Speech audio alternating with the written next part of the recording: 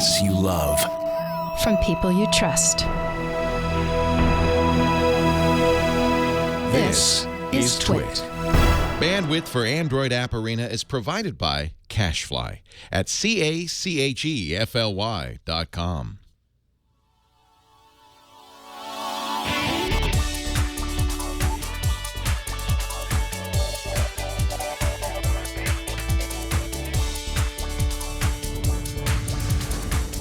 This is Android App Arena, episode 16 for Friday, October 10th, 2014.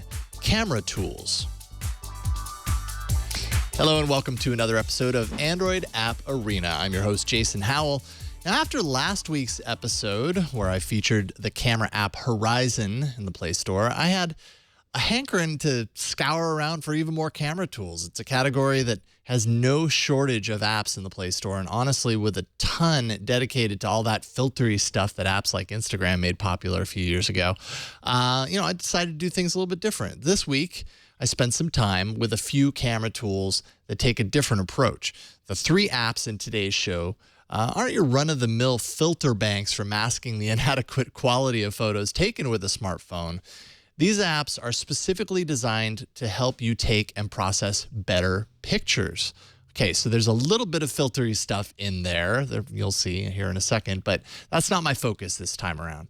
So without further ado, let's take a closer look at three camera tools that will hopefully improve the quality of your photos in today's roundup.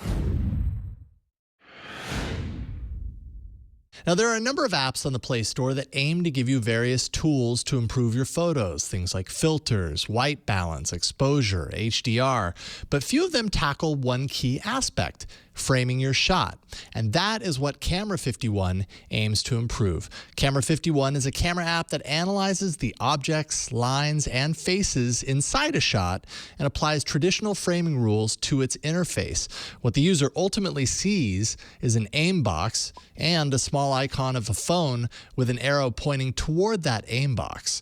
The user simply shifts their view to line the phone icon up with the aim box. A satisfying pop will sound, and you have a lock. The outcome, of course, is that by using framing rules like the rule of thirds, the picture will just plain look nicer with the important objects of the photo positioned appropriately and in engaging ways. Camera 51 applies its algorithmic approach to both rear-facing and front-facing cameras. If you're using the front-facing camera, it detects that you are shooting a selfie and guides you appropriately. It also detects if other people are in the shot, taking all faces into account to ultimately advise a picture that captures everyone best. And if Camera 51's automatic selection isn't cutting the mustard, you can manually select up to 3 objects for the app to track and advise around. A video mode is also included, though it doesn't appear that the algorithm actually applies recommendations while shooting video only to pictures. The app only shoots 4:3 images at the moment, so if you like your photos in 16:9, you're out of luck. Now, some people might think that framing a good shot is second nature by now because we're all big shots when it comes to taking pictures these days, right? Well, just know that if that confidence ever wanes, Camera 51 and all of its algorithmic goodness will be waiting for you when the time is right. Find Camera 51, an Android original, for free in the Play Store. All right, so you've taken that fantastically composed picture with Camera 51, and now you want to simulate some of the fancy focus effects that you can do with the DSLR camera. Replicating some of the powerful functions of a DSLR with your phone might be a lot to ask, but software, thankfully, can help. Way back on episode 57 of All About Android, I featured an app that ultimately won in the arena called AfterFocus, and it's still a creative way to bring some extra life to your photos. Not to mention, the process is kind of fun and easy to lose yourself in. AfterFocus allows you to determine 3 layers of blur inside your photo. There's the focus layer for the parts that you wish to stay in focus. Then there's the mid layer and the background layer. The thought being the mid layer will get a lighter blur and the background will get even more blur, making the resulting image just a bit more dynamic and realistic. There are 2 ways that you can paint these layers in preparation. The first is more of a manual paint process. Touch each mode and simply paint which part of the photo falls into each category. As you do so, that portion will turn a shade of red, darker red for focused material and lighter shades for the places that will be blurred. The second, Smart Mode, is a bit easier. Again, tap on the mode you wish to paint and simply draw a line that encompasses the subject. Do the same for the other layers, and the app will do its best to determine what parts you intended to fall into each category. It's very smart. From there, simply touch up your selections and you have a photo that's ready to blur. Now step forward and tweak the settings to your heart's content.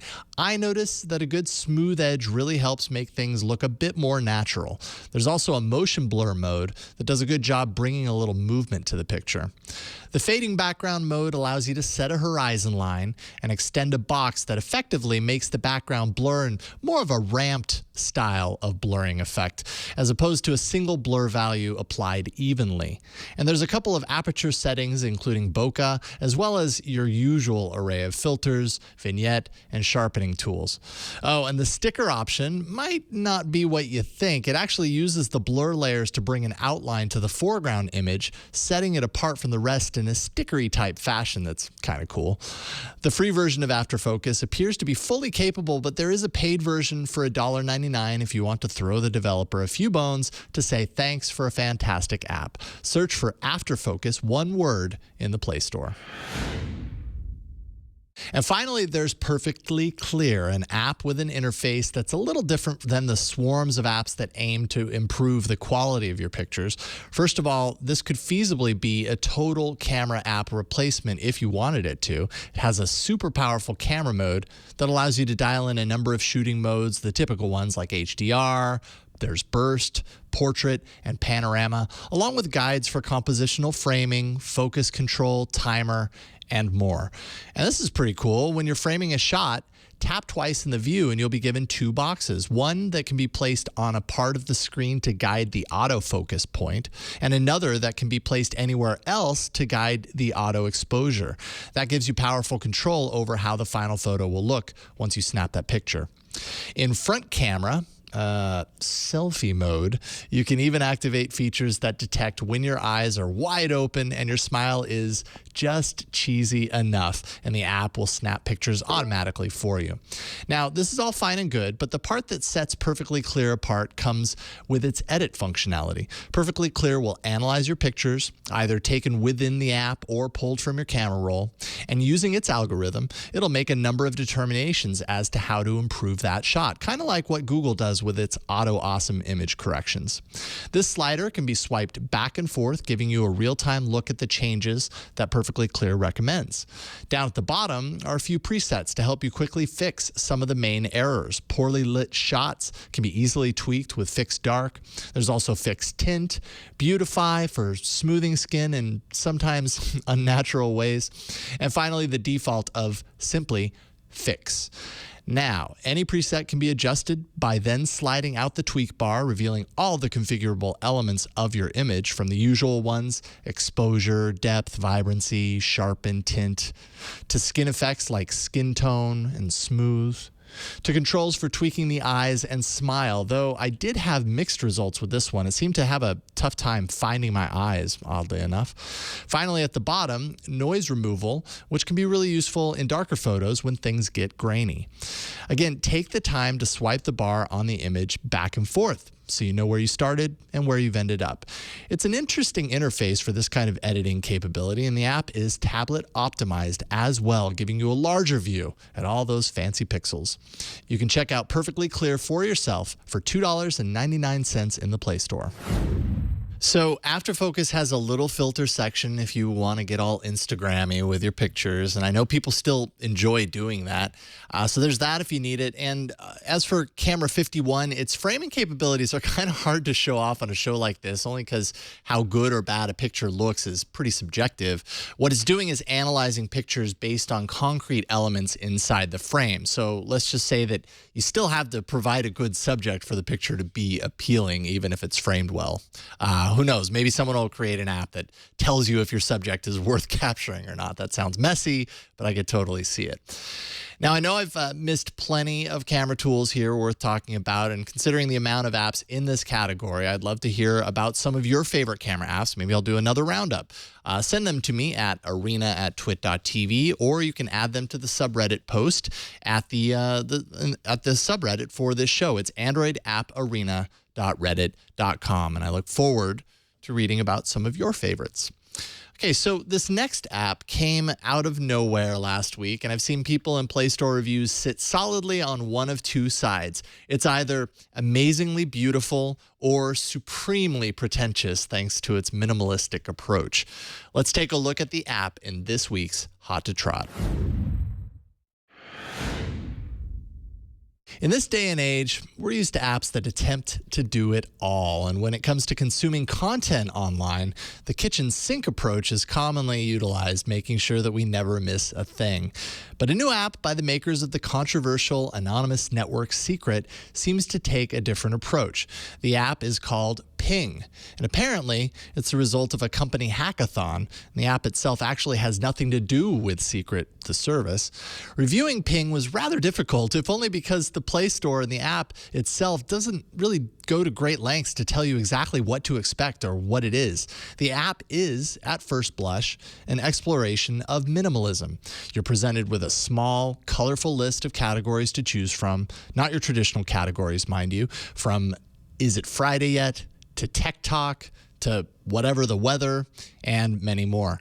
Scan through the list and highlight any categories you think might yield content that's of interest to you, then wait. Over time, Ping will present you with links and short descriptors from those categories that will load in your browser of choice if you decide to click and read more. Inside the app, tapping this dot will bring you to a full list of all the content that's been sent to your notifications over time. That's it. It's a lot like the stories and links that surface inside Google Now as Google figures out your tastes and interests. And like Google Now, Ping will actually learn how you interact with the links it presents and attempt to hone in on your tastes over time. Now, the jury is still out on whether it's doing a good job figuring me out after a weekend or so using the app, but I can say that I'm almost as confused as I was the first day I installed it. I'm not saying this is an app you have to rush out and install right now, but it's a curiosity, and I'm intrigued to see what kind of magical pixie dust the folks at Secret might have in store for it. So you can get in on this perplexing action yourself right now. Just search for Ping in the Play Store for free. All right, so I've given Ping a few more days over the weekend on my device, and yep, I'm still totally boggled on whether I'll keep it installed or not. It's kind of neat getting those recommendations. They still feel kind of random. But if you like having decisions made for you, then you'll likely enjoy some of the recommendations that Ping dishes out randomly. I hope you've discovered at least a few new apps for your device today. I always love hearing from you guys, so please send in your favorite app picks, categories, whatever you got, to arena@twit.tv to be considered for that.